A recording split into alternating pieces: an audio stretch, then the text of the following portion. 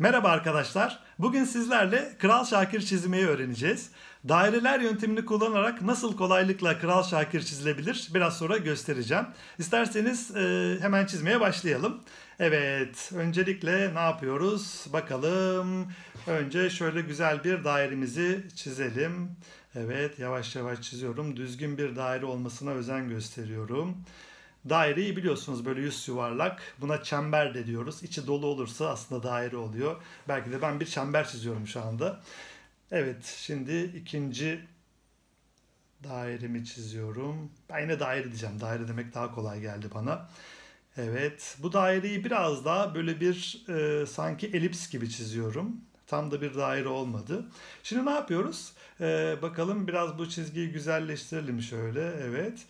Şimdi tekrar silgimizi alıyoruz ve belirli çizgileri silmeye başlıyoruz. Bakın tahmin ettiğiniz gibi aslında şu anda Kral Şakir'in kafasını oluşturmaya başlıyorum. Biraz sonra mavi kafa belirecek. Bakın şimdi diğer dairemi çizdim. Evet, bu daireyi de çizdikten sonra tekrar silgimi aldım ve şimdi bu dairenin içini de temizledim. Sizler de şu anda çizmeye devam ediyorsunuz benimle. Hepinizi görüyorum. Evet, şimdi ben dayanamadım. Alta iki çizgi çektim. Şöyle, evet. Bunu da tamamladım mı? Bu sizce neresi? Tabii ki boynu. Bakın orayı da sildim. Küçük bir parça kalmıştı orada. Evet, yavaş yavaş oluşuyor artık Kral Şakir'imizin kafası. Şimdi bakalım. Ben tekrar bir daire çizeyim ama nereye çizeceğim bakalım. Şimdi düşünelim. Evet, gözler. Önce bir gözünü oluşturdum. Şimdi diğer daireyi çiziyorum. Bu daireyi mümkün olduğunca diğer gözden daha da büyük çiziyorum. Bakın sanki sol göz şu anda daha büyümüş gibi görünüyor ama merak etmeyin. Şimdi size bunun durumunu açıklayacağım. Bakın silmeye başladım. Tekrar sildim. Çünkü bu burun çizgisi gelecek biraz sonra onu göstereceğim. Bakın göz bebeklerini de ekliyorum. Evet şu anda evet bakın çizgiyi çektim. Bu aslında burun çizgisini oluşturan çizgi. Biraz yan tarafta kalan bazı çizgiler vardı. Onları da temizliyorum. Evet. Bakın şu anda çapaklar vardı. Şu burnun altında bir çizgi daha var. Biraz sonra şimdi onu da temizleyeceğim. Hemen hemen bakın evet şu anda temizliyorum. Bakın gözleri oluştu, kafası da oluştu gibi. Şimdi ne yapalım? Kaşlarını çizelim. Şöyle. Evet kaşlar da çizildi. Ben şimdi ne yapsam acaba? Burnunu çizeyim bari şöyle hop. Burnu da oluştu. Burun çizgisini de oluşturdum. Şimdi o bir tane böyle tüyleri var ya burnunun altında. Onları oluşturuyorum bakın. Minik minik çizgilerle. Silgimi aldığımda alt taraflarını şimdi temizliyorum. Böyle temizleyince Kral Şakir'imizin tam bu burnunun yapısı da ortaya çıkmış oldu. Bakın Kral Şakir'imiz oluştu gibi. Şimdi ne yapalım? Madem burnunu çizdik, o zaman ben diyorum ki bıyıklarını çizmeye başlayalım şöyle. Birinci bıyık, ikinci bıyık, üçüncü bıyık. Evet, şimdi dördüncü bıyık, beşinci bıyık ve altıncı bıyık. Bıyığın çıktığı yerlerde noktalarımız var. Üç tane nokta. Bir tane de diğer tarafa koyuyorum üç tane nokta. Gördüğünüz gibi şimdi o noktalara devam etmişken çilleri de oluşturdum gördüğünüz gibi. Evet, Kral Şakir'imiz oluşuyor artık. Bence çok güzel olmaya başladı. Bakalım şimdi bir daire daha çiziyorum. Daireyi oluşturdum. Evet. Biraz yamuk bir daire oldu ama önemli değil. Nasıl elimizde silgimiz var. Evet. Şimdi ne yapacağım bakalım. Bu daireyi çizdim. Bu daire ne olacak acaba? Bu daire bence şapkamızı oluşturacak. Bakın. Birleştiriyorum şimdi çizgiyi. Tam o yüz çizgisine yakın gelen yere çizdim. Şimdi burayı siliyorum. Evet. Bakın o şapkanın içte kalan kısmı aslında bu. Bir tane şimdi yatay bir çizgi çekmem gerekecek. Evet. Bu da şapkanın kenarlığını oluşturacak.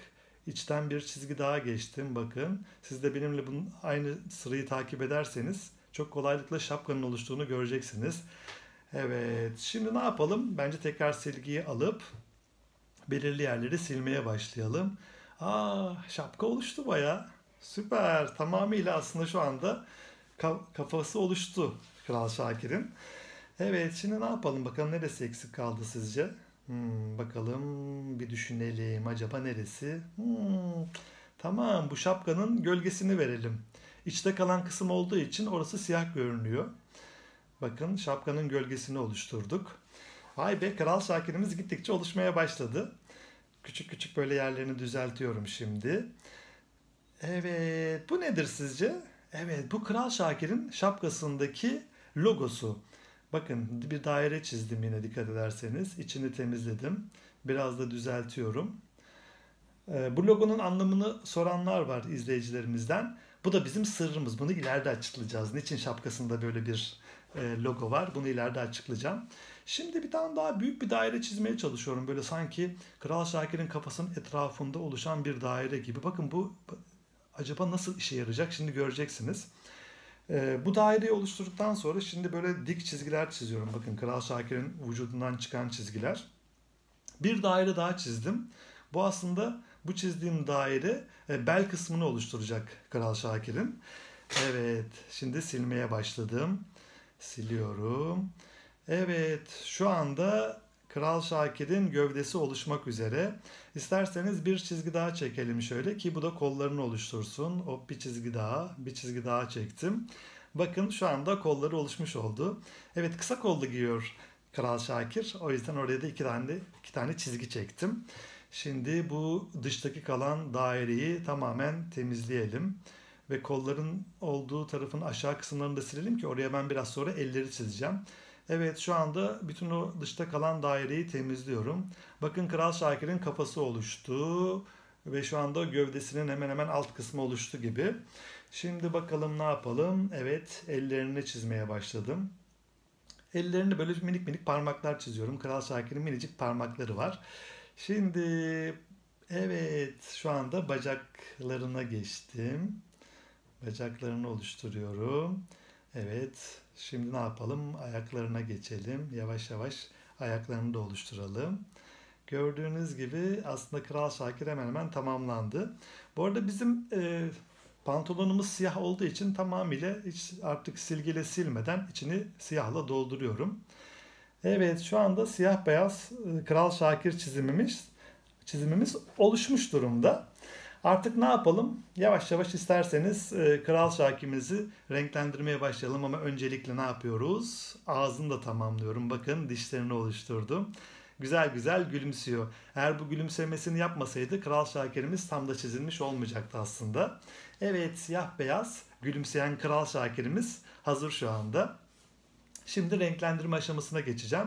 Bu renklendirme aşamasında kullandığım programda belirli sayfalar kullanıyorum. Siz kullandığınız programlarda da bu tür sayfaları bulabilirsiniz ya da elde çiziyorsanız da boyalarınızla devam edebilirsiniz. Ben Küçük Kral Şakir'den mavi rengini seçtim. Şu anda şapkasını boyamaya başladım.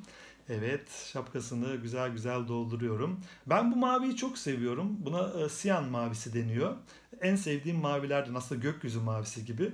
Kral Şakir'in renklerini oluştururken de bunlara çok dikkat ettim. Böyle çok güzel cıvıl cıvıl renkleri olsun istedim. Dikkat ederseniz şapkası mavi. Orada bir kırmızı var. Çok güzel bir kırmızı. İçinde çok güzel bir sarı var. Hafif böyle kırmızıya çalan bir sarısı var. Özellikle bütün karakterlerde, Kral Şakir'de, Remzi'de, Kadriye'de, Canan'da hepsinde böyle güzel parlak renkler seçmeyi denedim ki siz baktığınızda televizyonda keyifle izleyin diye. Bakın şimdi kırmızıyı da seçtim.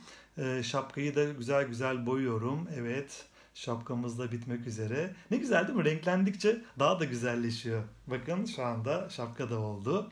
Evet, şimdi burundan bir renk seçtim. Onu da boyadım. Bir tane de bir beyaz nokta yapalım oraya. Kral Şakir'in burnunda parlayan bir beyaz nokta var. Onu da şu anda oluşturduk. Evet, sarı rengimi seçtim. Şimdi yüzünü boyamaya başlıyorum.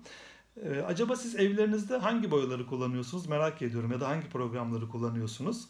Ben şu anda bir tablette çizim yapıyorum ve kullandığım programda oradan renkleri kolaylıkla seçebiliyorum. Ama siz bunu kağıt kalemde de normal işte kuru boyalarla, guaj boyalarla, sulu boyalarla bu resminizi oluşturabilirsiniz.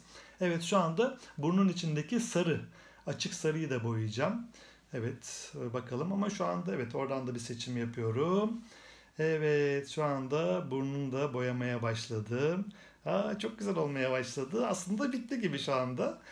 Yaşasın, Kral Şakir'imiz hemen hemen oluştu gibi. Evet arkadaşlar, şu anda bir tane de bir şey yazmam lazım. Acaba ne yazacak bakalım. Bakalım Kral Şakir sizlere ne söyleyecek? Arkadaşlar, tahmin ettiğiniz gibi arkadaşlar yazacak. Arkadaşlar kelimesini de çok kullanıyor Kral Şakir.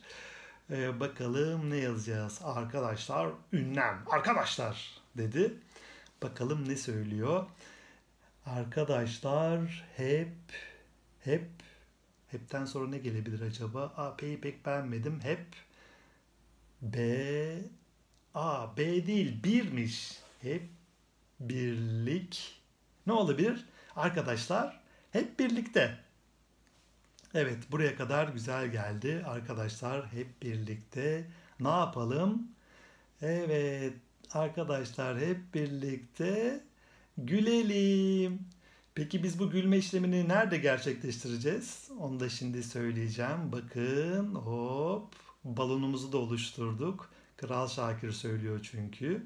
Ama önce imzamı atayım, sonra söyleyeceğim. Evet, şu anda imzamı da atıyorum.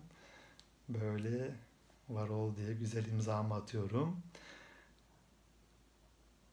Arkadaşlar, şimdi Kral Şakir çizimimiz tamamlandı. Peki biz gülme işlemini nerede gerçekleştireceğiz? Ben hemen bunu size söylüyorum. Gülme işlemini gerçekleştireceğimiz yer tabii ki yeni bölümlerde Cartoon Network'te yayınlanırken bu gülmeyi gerçekleştireceğiz. Anne babamızla oturup çok güzel çizgi film izlerken kahkahalarla güleceğiz. Çünkü Kral Şakir'in yeni bölümleri Cartoon Network'te.